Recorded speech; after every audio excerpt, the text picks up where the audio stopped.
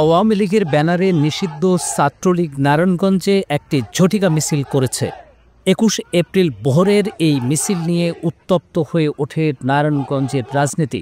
মিছিল করল কারা? কিভাবে তারা রাজপথে নামার সাহস পেল? তাই এই নিষিদ্ধ সংগঠন ছাত্রলীগকে কড়া হুঁশিয়ারি দিয়ে পাল্টা মিছিল করেছে বিএনপি।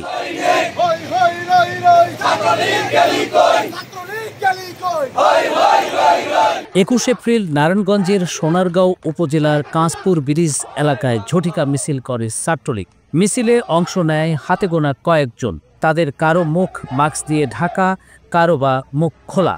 দুই একজনকে দেখা গেল হেলমেট পরা অবস্থায়।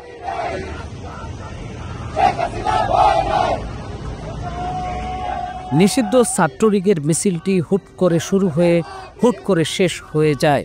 তাদের মুখে ছিল বিভিন্ন স্লোগান।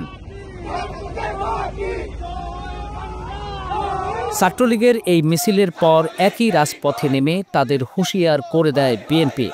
এবার ধরলে তাদের হাড়হাড্ডি ভেঙে দেওয়ার কড়া বার্তা দেন সোনারগাঁও বিএনপির নেতাকর্মীরা।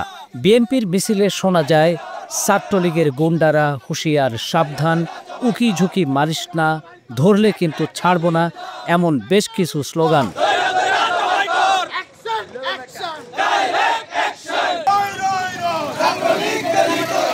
নারায়ণগঞ্জ থেকে অনিক ইসলামের পাঠানো তথ্য ও ভিডিও নিয়ে প্রতিবেদন risingBD.com।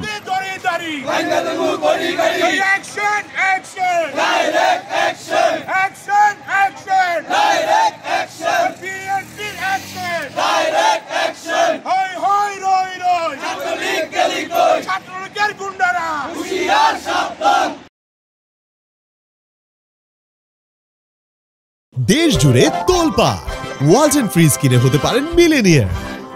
এছাড়াও রয়েছে লক্ষ লক্ষ টাকার ক্যাশ ভাউচার সহ কোটি টাকার নিশ্চিত উপহার।